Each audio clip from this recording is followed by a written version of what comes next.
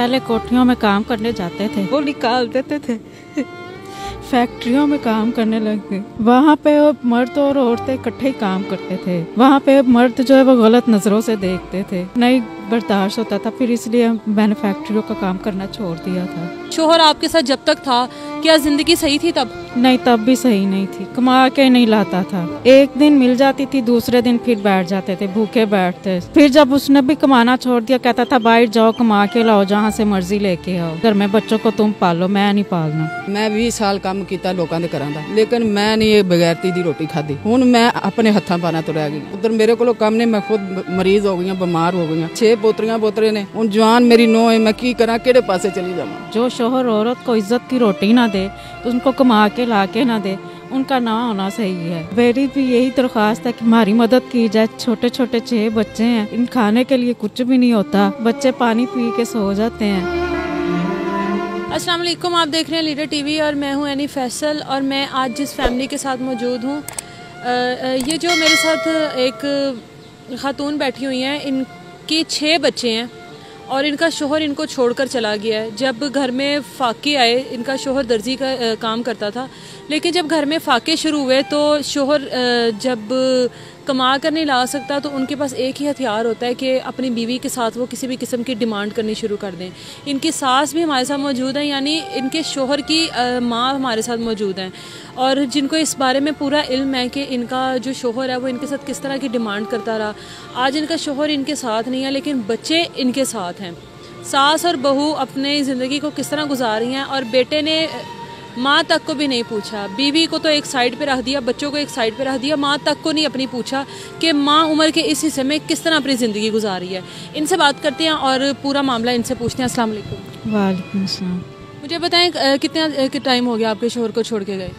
2 साल हो गए हैं। 2 साल से कैसे सरवाइव कर रही हो? पहले कोठियों में काम करने जाते थे, वो काम पे नहीं रखते थे। छोटे छोटे बच्चे हैं, वो निकाल देते थे। फैक्ट्रियों में काम करने लग गए। उन्होंने भी वहाँ पे गलत नज़रों से देखते थे, वो भी नहीं रखते थे। फिर मैंने वहाँ से काम छोड़ दिया और घर पे बैठ गई। फैक्ट्री में क्या मामला हुए थे, क्या मसला हुआ था? वहाँ पे मर्द और औरतें इकट्ठे ही काम करते थे। वहाँ पे मर्द जो है वो गलत नज़रों से देखते थे, फिर वो गलत हरकत भी करने की कोशिश करते थे, लेकिन फिर नहीं बर्दाश्त होता था। फिर इसलिए मैंने फैक्ट्रियों का काम करना छोड़ दिया था। तो अब क्या कर रही हो घर में आजकल? आजकल घर में कपड़ों के धागे उतारते हैं। कपड़ों के धागे मतलब? वो दुपट्टे जो फैक्ट्रियों का माल आता है वो धागे तोड़ते हैं। उनका 100-125 बन जाता है, लेकिन उससे गुजारा नहीं होता। सारा दिन में कितने कपड़े आते हैं आपके पास? थान होता है 5-6 थान। तो उन सब के धागे उतारने होते हैं और उन सब के धागे उतारने के बाद आपको कितने पैसे मिलते हैं? 100-125, इससे ज्यादा नहीं होता। ये रोज का आपके पास आता है? जी, रोज का आता है। शोहर ने कोई राब्ता किया आपके साथ दोबारा? और शोहर आपके साथ जब तक था, क्या जिंदगी सही थी तब? नहीं, तब भी सही नहीं थी। कमा के नहीं लाता था। एक दिन मिल जाती थी, दूसरे दिन फिर बैठ जाते थे, भूखे बैठते। सलवार कमीज सिलाई करते थे, वो भी काम पे दिल किया गए, कभी दिल किया ना गए। हम लोग आपसे आपका शोहर क्या ख्वाहिशात रखता था, क्या आपको कहता था? फिर जब उसने भी कमाना छोड़ दिया, कहता था बाहर जाओ, कमा के लाओ, जहाँ से मर्जी लेके आओ। मतलब जो मर्जी करो, बाहर जाके पैसा आना चाहिए। पैसा आना चाहिए, घर में बच्चों को तुम पालो, मैं नहीं पालना। आजकल कहाँ है, कुछ पता है उसका? नहीं, कुछ पता नहीं। उसने इतना जहाँ पे काम करता था वहाँ से एक दफ़ा पता किया है, उन्होंने कहा है कि वो उसने दूसरी शादी कर ली या कश्मीर वाली साइड पे चला गया, लेकिन हमें नहीं पता, हमारे से उसका कोई राब्ता नहीं है। अपनी माँ के साथ भी उसका कोई राब्ता नहीं? माँ के साथ भी कोई राब्ता नहीं, किसी को कुछ नहीं पता वो कहाँ पे है। आपको कहता था कि जाओ और कमा कर लाओ, तो आपने कभी उसे सवाल नहीं किया कि मैं कहाँ से कमा के लाऊं और किस तरह कमा के लाऊं? ये बच्चे तुम्हारे भी हैं, तुमने भी पैदा किए हैं। आगे से मारता था, कहता था जहाँ से मर्जी लेके आओ, बच्चों को भी खिलाओ, मेरे माँ बाप को भी और मुझे भी। माँ जी, मुझे आप ये बताएं कि आपका बेटा है, माँओं को ज़्यादा पता होता है अपनी औलाद का, हमारी औलाद कैसी है। 6 बच्चों का वो बाप है और अपनी बीवी के साथ इस तरह की डिमांड करता रहा है। गलत नज़रां नाल वेखदा है, वो गलत तरीकेकार इस्तेमाल करदा सी। मैं 20 साल काम किया लोगों के घरों का, लेकिन मैं नहीं बगैरती दी रोटी खाधी। ਹੁਣ ਮੈਂ ਆਪਣੇ ਹੱਥਾਂ ਪਾਣਾ ਤੋਂ ਰਹਿ ਗਈ ਹਾਂ। ਉਧਰ ਮੇਰੇ ਕੋਲੋਂ ਕੰਮ ਨੇ, ਮੈਂ ਖੁਦ ਮਰੀਜ਼ ਹੋ ਗਈ ਹਾਂ, ਬਿਮਾਰ ਹੋ ਗਈ ਹਾਂ, ਮੇਰੀਆਂ ਦਵਾਈਆਂ ਜੋਗੇ ਮੇਰੇ ਕੋਲ ਪੈਸੇ ਕੋਈ ਨਹੀਂ। ਮੈਂ ਕੀ ਕਰ ਸਕਦੀ ਹਾਂ? 6 ਪੋਤਰੀਆਂ ਪੋਤਰੇ ਨੇ ਤੇ ਮੈਂ ਇਹਨਾਂ ਨੂੰ ਬੱਚਿਆਂ ਨੂੰ ਪੜਾਵਾਂ, ਇਹਨਾਂ ਨੂੰ ਕੱਪੜਾ ਦਿਆਂ, ਇਹਨਾਂ ਨੂੰ ਰੋਟੀ ਦਿਆਂ, ਕੀ ਕਰਾਂ? ਜਦੋਂ ਮੇਰੇ 'ਚ ਹਿੰਮਤ ਸੀ ਮੈਂ ਸਾਰਾ ਕੁਝ ਕੀਤਾ। ਹੁਣ ਮੇਰੇ ਕੋਲ ਕਿਰਾਏ ਦਾ ਮਕਾਨ ਹੈ ਤੇ ਪੁੱਤਰ ਮੈਂ ਨਹੀਂ ਕੁਝ ਕਰ ਸਕਦੀ। ਹੁਣ ਜਵਾਨ ਮੇਰੀ ਨੂੰਹ है, मैं की करा, केड़े पासे चली जावा, की करा मैं? आपका बेटा अगर आपकी बहू को इस तरह की कोई बातें करता रहे कि कमा के लो, नहीं बेटा मैनू नहीं पता लगा। मियाँ बीवी दे आपस च गल होंदी रही, जदों मैनू पता लगा साडी बड़ी लड़ाई पई आपस च, और फिर मैनू छड्ड के सानू चला गया। आपके साथ भी कभी राब्ता नहीं किया? नहीं, मैं तो है ही अनपढ़। इहदे कोल मोबाइल है, कदी करे या ना करे, बिल्कुल कीता ही नहीं। 2 साल तो जिहड़ा इहना दूर दूर है। ਅਸੀਂ ਕੀ ਕਰੀਏ, ਕਿ ਕਿਹੜੇ ਪਾਸੇ ਜਾਈਏ, ਸਾਡੀ ਹੈਲਪ ਕੀਤੀ ਜਾਏ। आपका अब क्या मसला है जो आपने ये मेडिकल रिपोर्ट? ਜਿਹੜਾ ਹੈ ਨਾ ਮੇਰਾ ਦਿਲ ਦਾ ਮਸਲਾ ਹੈ, ਮੇਰਾ ਸ਼ੂਗਰ ਦਾ ਮਸਲਾ ਹੈ, ਇਹ ਦੇਖੋ, ਇਹ ਮੇਰਾ ਇਹ ਜਿਗਰ ਦਾ ਮਸਲਾ ਹੈ, ਗੁਰਦਿਆਂ ਦਾ ਮਸਲਾ ਹੈ, ਇਹ ਦੇਖੋ। ਇਹ ਦਵਾਈਆਂ ਵਾਸਤੇ ਮੈਂ ਉਹਨਾਂ ਦੇ ਘਰਾਂ 'ਚ ਜਾਂਦੀ ਹਾਂ ਜਿਨ੍ਹਾਂ ਦੇ ਘਰਾਂ 'ਚ ਮੈਂ ਕੰਮ ਕੀਤਾ ਸੀ। उनकी मदद ਕਰਦੇ ਨੇ ਤੇ ਉਹ ਪੈਸੇ ਦਿੰਦੇ ਨੇ ਦਵਾਈਆਂ। ਬੱਚੀ ਮੈਨੂੰ ਕਿੱਥੋਂ ਲਿਆ ਕੇ ਦੇਵੇ? ਮੈਂ ਤੇ ਆਪ ਬੜੀ ਮਜਬੂਰ ਹੋਈ ਪਈ ਹਾਂ, ਕੀ ਕੀਤਾ ਜਾਏ? अच्छा मुझे बताएं, आप भी अभी जो इनके घर में कपड़ों का ये माल आता है जिससे धागे होता है, आप भी नहीं, मेरे को नहीं ਹੁੰਦਾ। ਇਹੋ ਹੀ ਕਰਦੀ ਹੈ। ਮੇਰੇ ਹੱਥ ਬਿਲਕੁਲ ਜਿਹੜੇ ਨੇ ਨਾ ਖਰਾਬ ਹੋ ਗਏ ਨੇ।